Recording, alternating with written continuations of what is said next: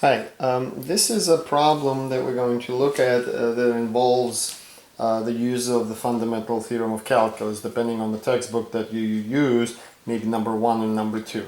So anyway, we have this graph that's given to us. This is the graph of a function called f of x. And we define another function, g of x, as an integral from 2 to x of f of t dt. Pretty standard setup. And let's start by finding the values where g has a relative extrema. So how do we connect this? Relative extrema means we use the first derivative test. So what we need to do is we're going to write that g prime of x, because we're doing this for g, is going to equal to the derivative of this. So the derivative of this is going to be, as some of you may already know, is going to equal f of x. Right? So, and what we want to do is, since we're looking for the relative extrema, we first of all want to set it equal to 0. And when we set it equal to 0, that's going to give us our critical point. So where does that happen? Where does f of x, which is g prime of x, equal 0? At 0, at 1, 2, 3, 4, 5, 6, and also at 9. Right? So, at x equals 0, 6, and 9. However, in order for that to be a relative extrema, we need to have a sign change. So where does the sign change, and if it does, from what to what? So at 0, our g prime, which is f, is going to change from positive to negative. So we can say that g of x has a relative maximum at x equals 0 because g prime of x changes from positive to negative.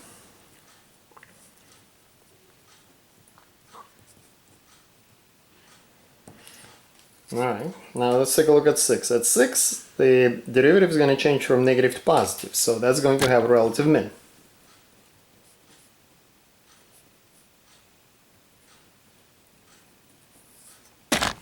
My apologies.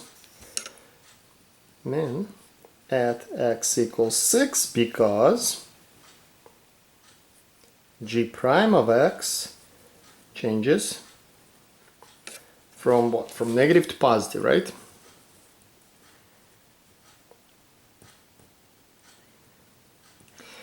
What about 9? A question might be, well, at 9 there is no sign change. At 9, on the left and on the right of 9, the derivative is going to remain positive. So it is a critical point, but it's not going to be a relative extrema. Alright, so let's take a look at the second question. Find all values of x where g of x has points of inflection. So what do we need? We need the second derivative, right? So I'll get back to the graph in a moment, but let's first of all write that. So g double prime of x equals f prime of x. This is f. So we differentiate because we already know that g prime of x equals f of x, so g double prime of x is going to equal to f prime of x. So we're looking for the for the change in the sign of the derivative. So derivative of this, right? So let's see. We have derivative being 0, right? Because we're looking at derivative of f. That's not a concern. The derivative here is going to be negative. Here is 0 again. Here's positive. So right there at that point, right here, because remember we're connecting g double prime.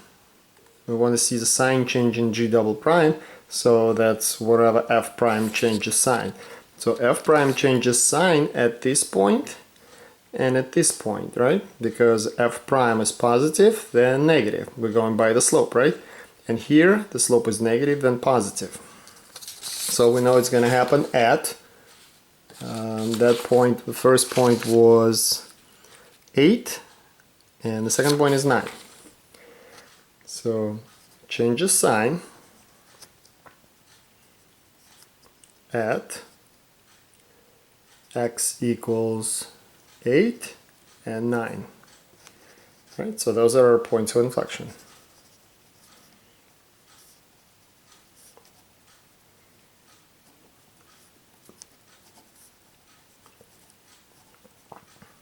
Correct? That's basically what we're going by. Alright, now somewhat of a challenging question. We gotta find all these values. G of -2, G of 1, G of 7, G prime of -1, G prime of 1, G prime of 7, G double prime of 0, and G double prime of 7. So let's do those things one at a time. So how do we find, first of all, G of -2? Well, G is defined as an integral function. So we want to find the integral from 2 to -2 of f of t dt. There is absolutely no computations involved here in terms of using any integration, even though the integral sign is there. So I want to evaluate the integral going from -2 to +2. So first of all, remember, we're going backwards, so everything's going to be the opposite of what it was. But if you look at this, the area here from 2 to 0 and the area from 0 to -2 are actually going to be equal in size, but opposite in signs. One is below the x-axis, one's above. So you are actually going to get 0 here. G of 1 is going to be the integral from 2 to 1 of f of t dt. So let's take a look at the graph again. So this graph, so we're going from 2 to 1. So this is the area here. This region is below the x-axis, so it seems like it's going to be negative. This is just 2 square units, right? 2 squares here, from 2 to 1. But because we're going to the left, the sign's going to change. We can actually rewrite that as negative integral from 1 to 2 of f of t dt, and that's going to be 2. G of 7 equals the integral from 2 to 7. Now finally we're going in the right direction,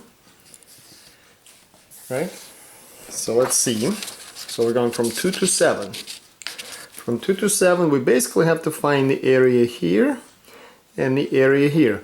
What can we see here? The area right there and the area right there, these two areas are the same in size, but they're opposite in signs, right? So these are going to cancel. So ultimately all I need to do is calculate this area here, and that will give me my answer. Otherwise I'm going to have to calculate this area and subtract that area. We're going to the right. This region is below the x-axis, so it's going to be negative, and the answer is -6. Simple geometry can help you find this. Okay, now we're getting into the derivatives. So we need to find g prime of -1. We already know it's going to be the same as f of -1. G prime of, I'm going to write them all down and then we'll do them together. G prime of 1 is going to be f of 1, and G prime of 7 is going to be f of 7. We already established that earlier, right? Actually fold these graphs so we can see better. Now I have to. So G prime of -1 is f of -1. This is the graph of f.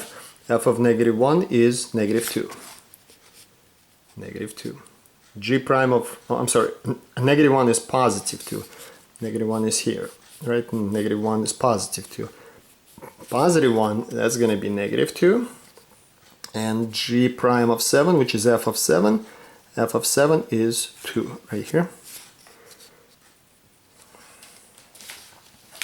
Okay, and finally we have to find G prime, I'm sorry, G double prime of 0, which we know is f prime of 0.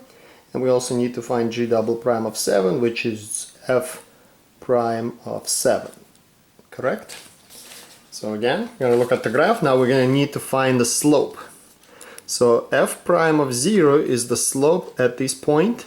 The slope of this line here you can easily calculate is -2. So the answer is -2.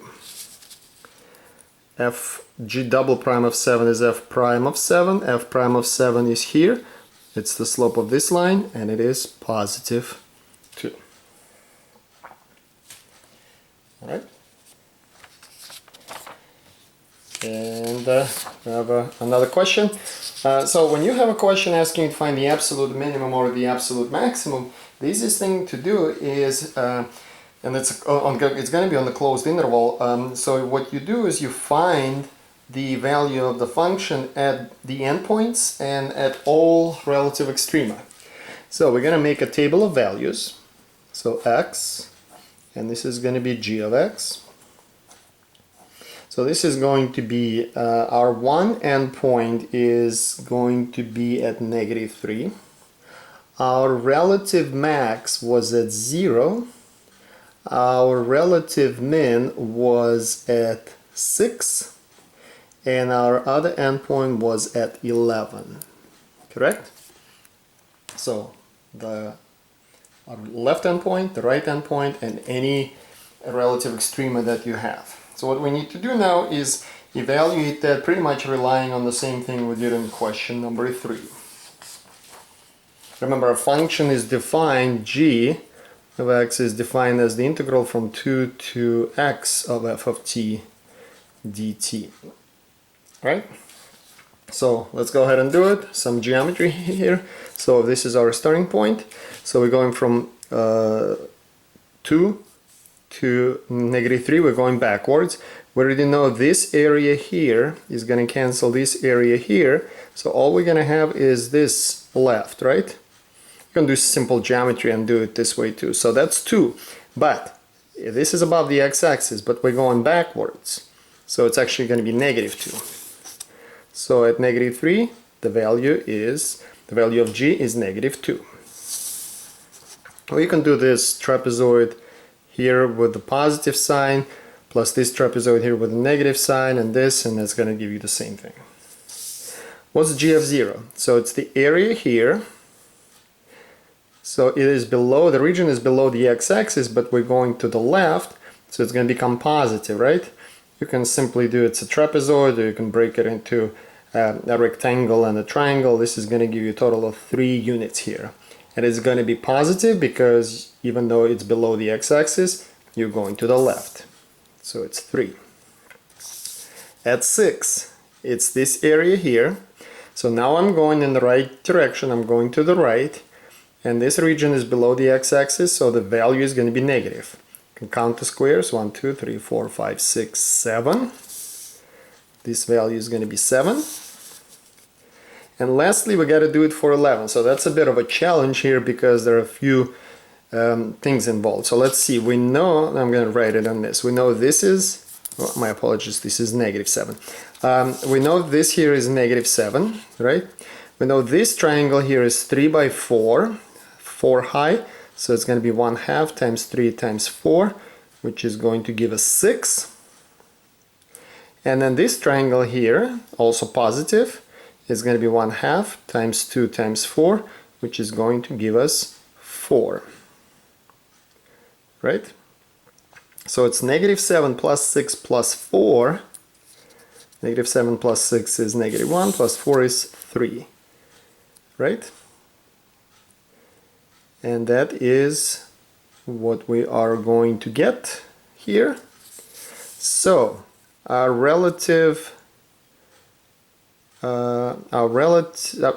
absolute min is going to be at x equals 6, because it's the lowest value, which actually coincides with the with the relative minimum. And for absolute max, we actually ended up with 2 points. We're going to have absolute max the same value here at x equals 0 and also at x equals 11. Have the same value there. So that's how this works. I hope this helps.